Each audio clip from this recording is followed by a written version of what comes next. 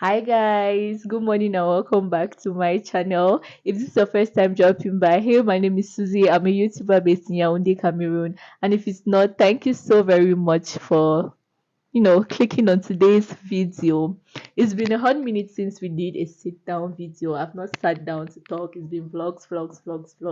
So I hope you guys enjoy today's video. It's actually something which I've never done on the channel before, and I'm hoping you guys love it. Please, if you do, give this video a very big thumbs up and don't forget to subscribe. It's free. Today we are going to be doing a book review. I've never done a book review before, so please, I really hope you guys love today's video. If you're not new to the internet, if this is not your first time on Ganu's internet, then I'm sure you must have come across this book, Atomic Habits by James Clear. This book is a 10 on 10. I swear it's worth the hype. I read a book, I think, about 2 months ago, made some notes, decided that I was going to do a review, and then I got lazy. Such a such a bad habit for somebody who literally read a book about building good habits. But you know what they say is better late than never. So today I'm finally going to be reviewing Atomic Habits by James Clear. I've thought about how best to pass on the message, and I've decided that it will be better for me to do a review and attach it to how it has changed my life. So this video is going to be titled Atomic Habits That Changed My Life. Without wasting too much of your time, let's get right into the video. Disclaimer: if you see me looking down, that's because I'm reading my notes. I made these notes like 2 months ago, so I might have forgotten some things, so I need to be really looking down to get into it. Before we get into the book, I would like us to define atomic habits. Now, atoms, as I know from my basic level of chemistry, are tiny particles, and habits, as he defines them, are behaviors that have been repeated enough until they become automatic. So your atomic habits are those tiny habits that we build are those tiny behaviors that we build up until they become a habit, until they become automatic. So if you're looking to change your way of life, your lifestyle, if you're looking to make some major changes, then it might be important for you to note that it is important for us to start small, for us to start building small habits, for us to start practicing small behaviors that will turn into a big habit. So that's clear. According to the author, for a habit to be formed, it has to undergo what he calls the habit loop. And the habit loop is made up of four processes. We have the cue, we have the cravings, we have the response, and we have the reward. The cue is the first thing which we see. I would like to call the cue a trigger, and the cravings is what we get from that cue. Now, let me explain this process using a real life example. Let me explain these processes using a real life example. So this is me going through YouTube, browsing and doing my thing. And for my recommended videos, I see Chloe thinks 30 days app challenge. That is a cue. Now I want to have apps. I want to have apps. I want to have that 11 9 apps. And I see she has it. I'm like, I'm craving. Now I click onto the video. That's a response to my cravings. After practicing these exercises, I start seeing that small packs are coming. That's my reward. As well as just clicking onto the video and watching the video can also be more than a response, it can be a reward. So for you to actually form a habit, it has to undergo these four processes: the cue, the cravings, the response, and the reward. Now I'm going to talk about four laws of behavior change. These four laws are what he talks about during the first part of the book. Let's get into law number one. Number one says make it obvious. Yeah, he encourages us to make our behaviors so obvious that they become automatic, i.e., they become a habit. I like the way he started this law. He started it with a story of this lady who was out. They were apparently for a family gathering, and she looked at her father-in-law. She was like, "You don't look good. There's something wrong. I feel like you need to go to the hospital." And the guy is like, "I look good. Excuse you. I look so fine. You don't look good." And she's like, "Nah, you don't look good. You need to go to the hospital."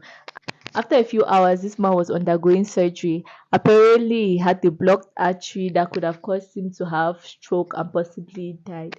So if she did not act fast as she did, then he would have died. So when she was questioned, like, how did you know that this man was not fine just by looking at him? And she's like, she really does not know how, but she has worked at the emergency room for so long. I think she was a paramedic, if I'm not mistaken, and she has seen a lot of people come with this case, such that just by looking at you, she knows when you're about to have a stroke or when you have an arterial blockage. So the purpose of this story was just to emphasize the importance of repeating your behaviors until they become automatic. One way in which the author suggests that we can make our behaviors more obvious is by playing with our cues. Now, if you remember, I said cues are some form of triggers, the first thing that you see that will make you crave for something.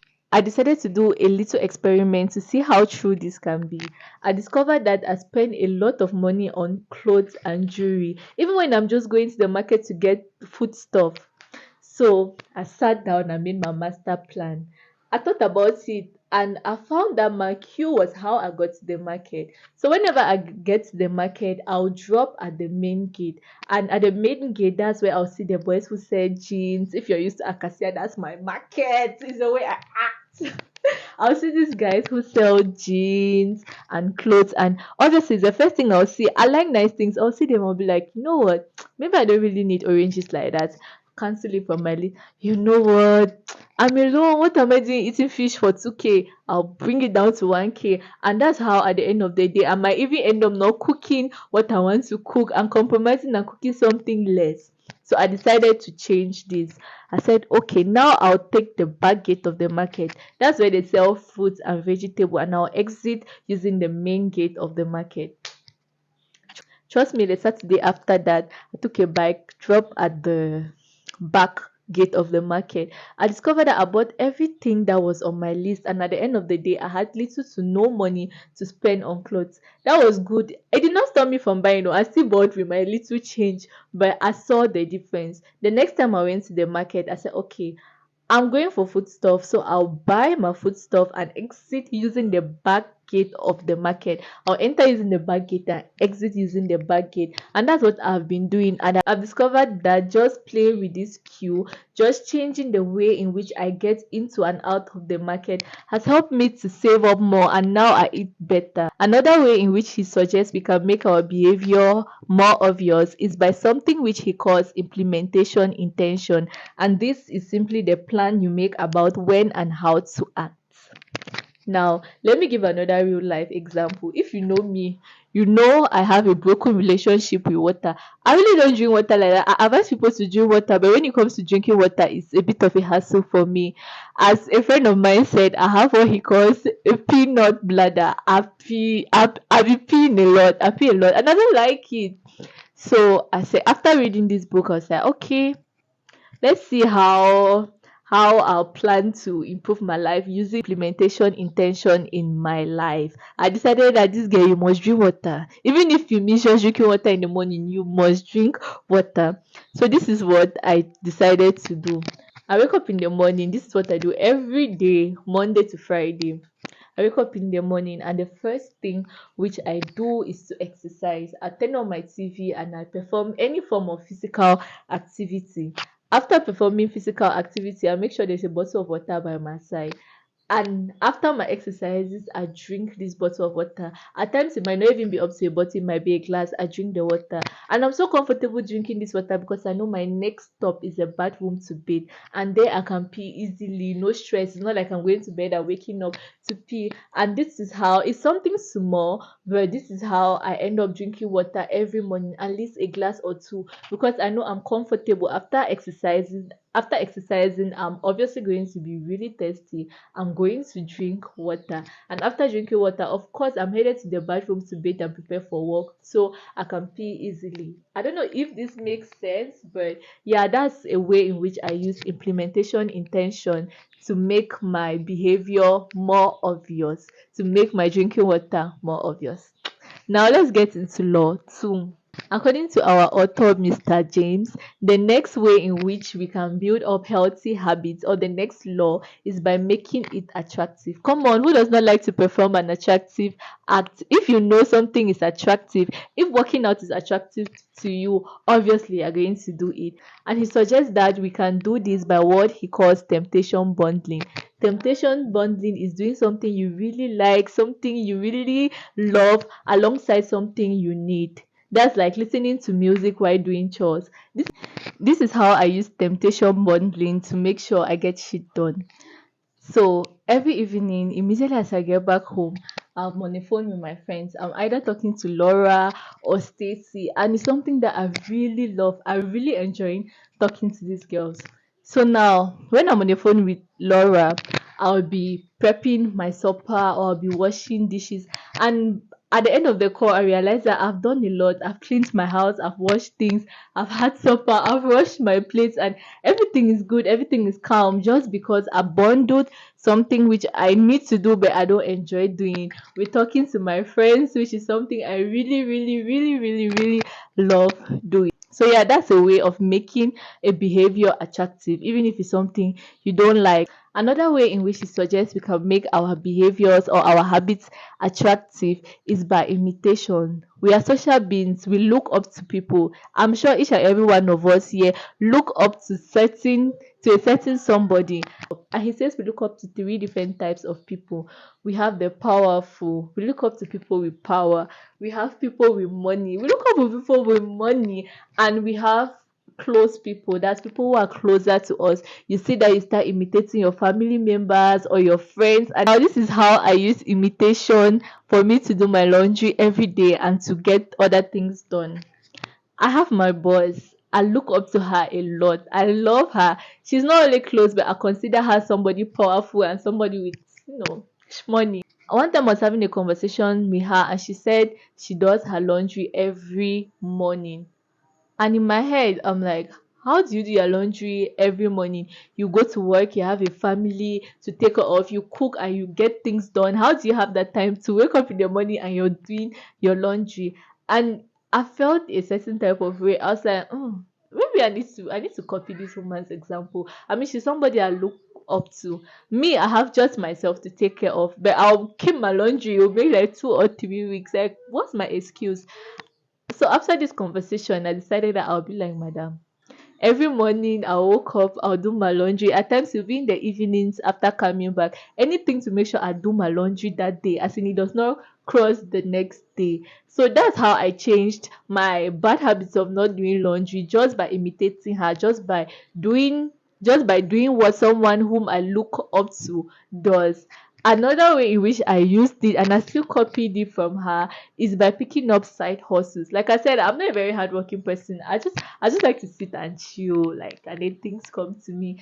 But now, after having a conversation with her, she's like, I need to sell things. I need to start a business for money. Or I'm going to do this. I'm going to see this person here. I'm going to see this person here. And I'm like, but me, like I said, I'm just alone. And I'm young. I mean, we're not of the same age. Obviously, I'm younger than her. And I'm this lazy. See, this lady, she has responsibilities, but she makes sure that at least she has other side hustles and stuff to be done. Why can I not be like her? And from then on, I decided that okay, maybe I'll start my online dietetics consultation, and I could start my YouTube video. I could just get a lot of things done and still have time to spend with the people whom I love and care about. So that's how I built these small small habits, just by imitation. Third law which he suggests to us is by making it easy. Who does not like to perform an easy task? If anything is easy out there, I want to use that shortcut. Take me there, Lord. Take me. Jesus, take the wheel. Here he talks about the law of least effort, and he says it's easier for us to perform habits that require little to no effort. Wherever there is a habit that requires little to no effort, oh yeah, you don't catch me. That I say I am there. That's where I am. Like I said, it's easier to buy food than to cook food. So for some people, they just prefer, okay, man, the time to make a list, go to the market, do this. I rather just buy food and eat. Is that a good habit? I don't think so. But is it easy to perform? Of course, we tend to do it. Now, there's a way in which you can use the law of least effort to suit you. I used it. I decided that okay, I'm going to be a gym rat. I'm going to work out. I'm going to take care of my physical appearance. I had a coach, and yeah, training was good, workout was good. But after going to the gym, I discovered that my body was paining me. And to be honest, I just want to look fit. I'm not going to fight a war. I'm not a military person. I was just like, and it was so tough on me because I'll go today, since I'm tired tomorrow, I'll not go, I'll skip it. That's when I decided that okay, there's a way I can do this thing but at home. I like my home, I like my space, I like not having to go out to get things done. I started to download workout videos. And the workout videos, at first I downloaded like these high intensity workout videos. It was as bad as the coach himself. Not like in a bad way, I mean like the feeling.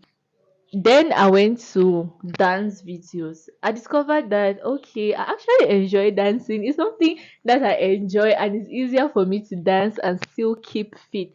That's when I started performing home exercises, and from dancing I went to high intensity exercises because it was just easy. It's just easier for me to wake up in the morning and do my thing at home and get to work than to have to go out somewhere and carry irons, which I don't want to carry because see, I'm just a lazy girl trying to be fit in this world of sin. Another way in which he suggests we can make our habits easier is by priming our environment. I know that tomorrow I want to wake up early in the morning and go for a run. What do I do at night? I fix my sports wear, fix my sports shoe, make sure that everything is clean. So immediately as I wake up, I don't need to spend time looking for things. It's easier for me to just get them and put them on and be on the go. Because at times, that split second that it takes for you to do something can just really discourage you from actually performing the activity. Another example is cooking. If I want to cook, this is how I prime my environment. I make sure that my pots are clean.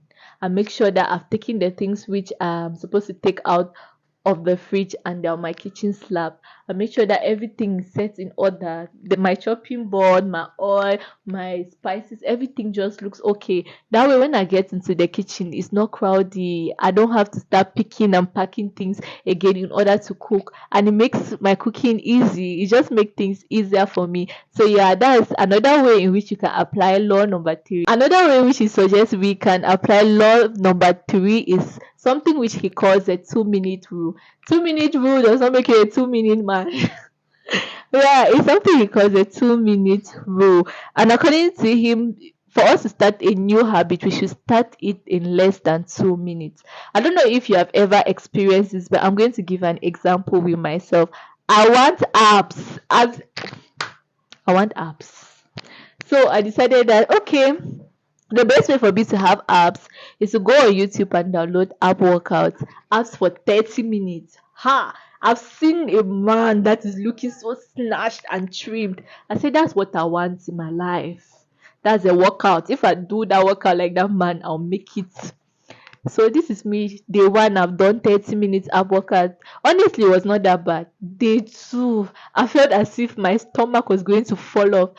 After day two, I said, you know what? I don't owe anybody abs. I'll not come and die here. What are you seeing? Because of abs. And I just gave up on it. And it's something that I found with people who diet.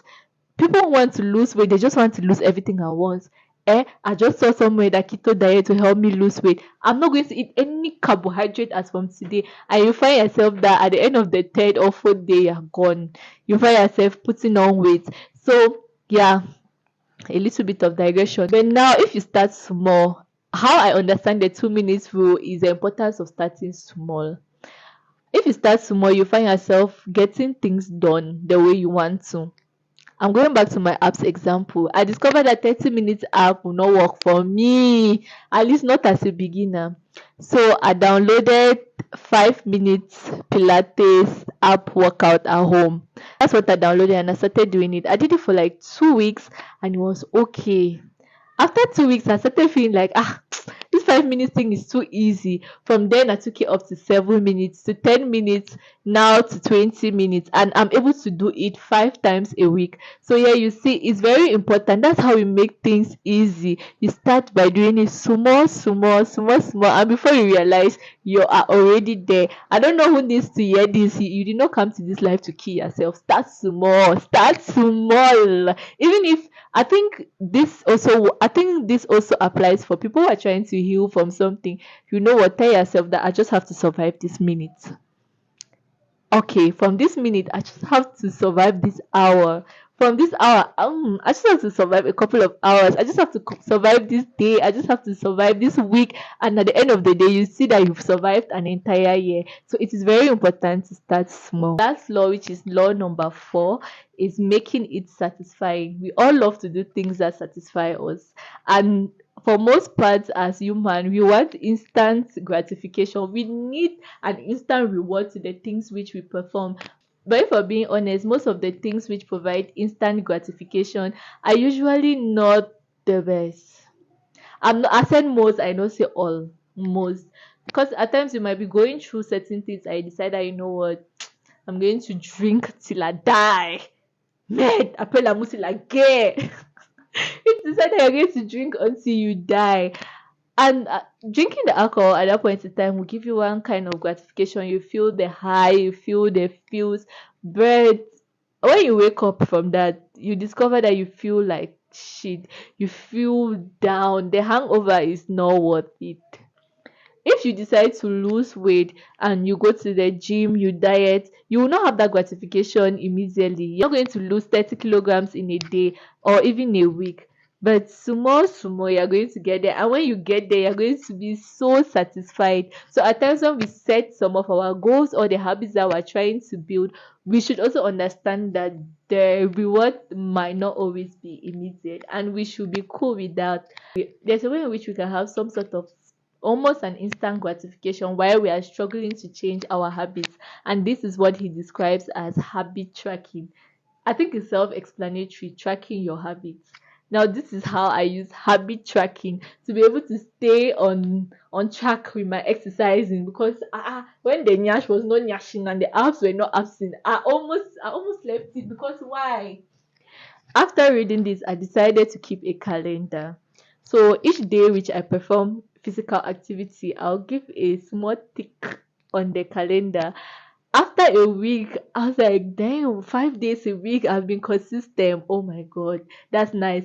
I felt good. It's not like my body changed. It's not like the abs became 6 parts or 11 lines, or 11 lines, sorry. But I felt really good. Just the fact that I was consistent with doing my physical activities made me to feel really good. And so I'd like to encourage people, keep track of your habits. If you decided to quit alcohol, have a calendar. Just tick. Today I did not drink. Yay me. Tick. Tomorrow I drank. Where?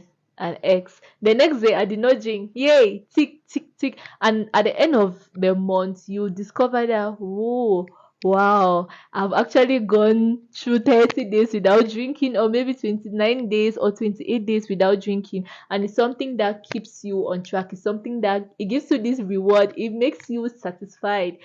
It just makes the habit satisfying. I don't know if this makes sense, but yeah, those were the 4 laws which I learned from the book. And the final thing which I learned, something like an aside, which he said was, try as much as possible not to skip a good habit twice. If not, that also becomes a habit. If you decided that you'll be going to your gym consistently, or you'll be working out consistently, and for some reason we're all humans, you did not work out today, or you did not work out in the morning, there's still evening workouts. You know, work out today, oh, there's still tomorrow. Make sure you work out. Just try as much as possible not to skip. Because if we're being honest with ourselves, there are times that we have tried to build good habits, and just because we're tired that day, we skipped. The next day, I'm just going to give a real life example. Something just came to my mind. Okay, I used to run with my friend when we're together. I'm not going to call her name because she could come and attack me under this video. Even now, I know that she's going to come and attack me. But we made it a habit to run every morning. So we're running, everything was good and great. And this particular day, I was tired, I was lazy, I don't want to run, man. So she came to me, she was like, let's go and run. I was like, I'm tired. You go and run alone. I cannot remember if she ran alone, but she left. The next day, I went and met her. I was like, let's go for a run. Now she was angry because when she wanted to run, I did not want to go for a run. She said she's tired. She cannot go. We skipped that day. I did not go too. We skipped. The next day we did not go, and just by that instant, that's just that small incident, we just stopped running in general. For a couple of months we did not run until we separated. We never ran together. So yeah, try as much as possible not to skip whatever good habits which you have formed. Welcome to the end of today's video. I really hope you guys love it. If you want me to do another book review, give this video a thumbs up, subscribe, and let me know down in the comment section. You can also tell me your book, any book which you like for me to read and give another review. But before I end, I also like to recommend a book. I don't know if you guys have read How to Win Friends and Influence People. I read this book in 2019. Such a great book. I think it's a good read. I'm going to see you guys on my next video. Bye.